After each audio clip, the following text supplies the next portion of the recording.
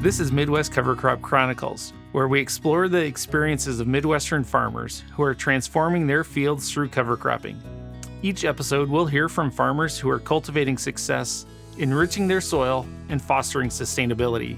Join us as we uncover the victories they've celebrated, challenges they've faced, and lessons they've learned along the way. Today, we are joining Jim O'Connell, who farms near Cedar Rapids, Iowa. We're a family farm, grain and cattle, and we have a 30-head stock cow herd. My dad was very innovative, and so I guess I've kind of carried on what he's doing with the cover in the aspect of cover crops. We started maybe 13, 14 years ago, did a few fields, and decided that that might be a way to go, and we've increased, and today we plant all of our acres to cover crops, and I think it's a good thing. What truly motivated you to make that decision to adopt? Well, the biggest factor was we were taking our oldest son back to school after Christmas break, and driving west on Highway 30, there was snow, and then in the ditches, they were just covered black with soil. And I just kept thinking and talking to the family, that's something's got to be done. We're losing that topsoil, and that's not coming back. When we got back, I started thinking a little bit more and investigating more with the cover crops, and it's a huge component of erosion. We started planting more acres then, and at that point, we kind of ramped it up a little bit and started getting everything into cover crops to help prevent erosion. It's very interesting to watch it now after doing it for 13, 14 years. Our ditches are clean in the winter. Neighbors aren't, but ours are. And so that, to me, tells me that we're doing something good. What practices did you start out with using as far as getting those cover crops established and the timing, and even what species you were using? We started off with, I went and borrowed the neighbor's 20-foot John Deere drill, and we started off with just cereal rye. And the FSA had a program to help share costs for seed. That was the first 3 years. Then we went to a double species cover crop. So we went with cereal rye and winter wheat. How has your seeding and use of cover crops evolved over time? You started out, 14 years ago, and it was probably a pretty big learning curve, I imagine, right? Yeah, and then now you're doing something completely different. But what was the progression that gets you to the point that we're at now? Well, we started off with the drill, and then I was planting cover crop in the middle of the night with that 20-foot drill. I couldn't get enough acres done, so neighbor and I went in on a planter, and we went to a 40-foot planter, 16-row, 31 interplants, and we were able to cover the ground a lot faster. Another issue we were worried about is the allelopathy from the cereal rye for the corn, when we planted corn. As we transformed, I guess, I started, I think as maybe by chance, I planted a field green. And instead of spraying and waiting for 8 to 12 days, we just went in, planted, and we let it germinate. Once it germinates, we spray. And now all the acres of corn, we plant green, and we plant green with the beans too. Were you no-tilling before you started cover crops, or did you kind of adopt both at the same time? No, we were no-tilling. We were basically doing what we were before we started cover crops, and then we went into the cover crop. And then, of course, those first few years, the cover crop, it gets up so high, and then it's like, oh my God, there's green stuff growing out there. We got to plant, kill it. So, of course, went out and sprayed it. And it's March, and then it's like, that didn't die. It's too cold. Let's spray it again. So now you're out there 2-3 times spraying, and it's like, God, I didn't like that. And then it's a timing. We have our own sprayer, but I have it with the neighbor that we have the planter with, and our operations work really well. When I need it, he doesn't and stuff. So instead of trying to worry about spraying, because, I know co-ops, they got how many thousands of acres to go over. They're spraying my neighbors because it's time to spray it. And it's this tall, and I'm like, he's not getting any benefit out of it. And I've even told him, I'll come and spray it. It's bothering me that much. But let it grow, and people are like, we got to plant into a clean field. It is clean. I mean, it is clean. It's just, and it's keeping any weeds from coming up anyway. It's suppressing all of that. But different way of thinking. Then year 4 or 5, I think, is when I actually did one field of green. I was nervous about it. And of course, I did one back here where people can't see. It ended up, damn, it worked really well. So I'm like, well, why don't I just keep doing it? It's really easy. And it works good for us. So we, every year's different though. You get ready to plant, get it planted, and you only have to wait 2 or 3 days. If it's warm enough, that seed will germinate and you can spray it. But then it rains. And then you're like, oh crap. Now I got another week before I spray. That cover crop's gonna be 20 some inches tall. And I had a couple of those this year. And of course the neighbors driving by, checking it, making sure it's still there, I guess. We were able to get out there eventually and got it killed on, and we had the best yields we've had ever.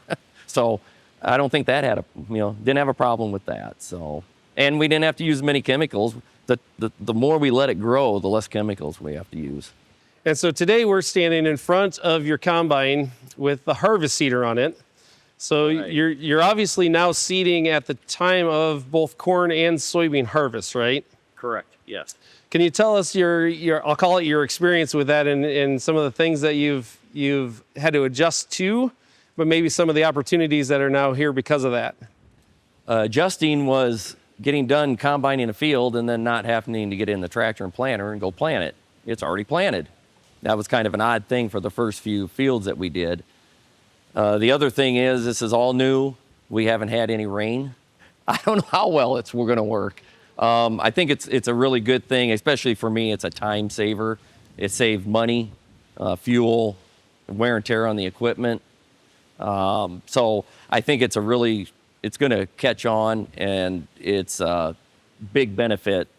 Let's transition here a little bit and let's talk just a little bit about some of the lessons that you've learned, through this journey. When I've talked to other people about it, the first thing I ask some of the guys that are questioning should they do it or not, I said, well, I ask them, do you have grandkids? And a lot of those older guys say, well, yeah. And of course they love them. You can tell that by how they respond to that. And my question to them is, do you want your grandkids to be able to farm? And without a whole bunch of regulations, because at some point we're going to start being regulated on nitrogen, fertilizers.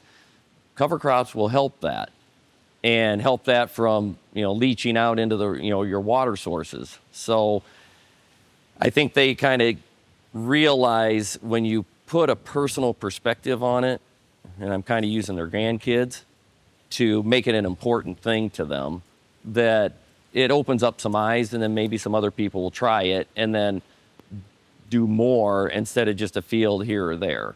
It's a change of thinking. It takes time, but the benefits so outweigh the time. I've lowered my herbicide costs. My yields have increased. My soil fertility has increased with less fertilizers. So it's a win-win. It's a win for the environment. What are some of the things that may help someone that's, in that adoption phase and may not be seeing that quick success? What are some of the things that you've done or you've seen that maybe can help them pick this up and stay with it a little bit longer? I think it's talking to people that are doing cover crops and getting more knowledge on it. I think sometimes where people, they just don't want to do it is because they just don't have enough knowledge on what's going on and the benefits that they're going to get out of it.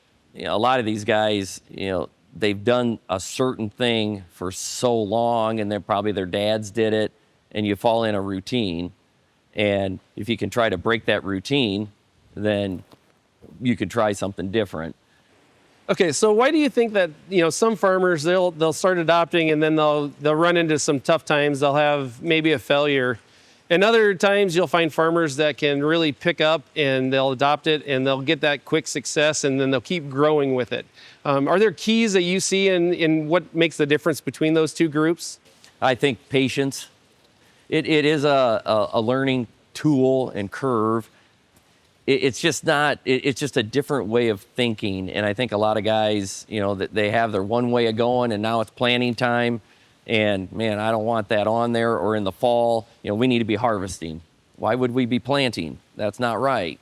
So it's a change of way of thinking and patience to start getting them to be able to do it. And then once they do it, if it doesn't work out well, have an outlet that they can call people and talk to people and not feel like they did something wrong.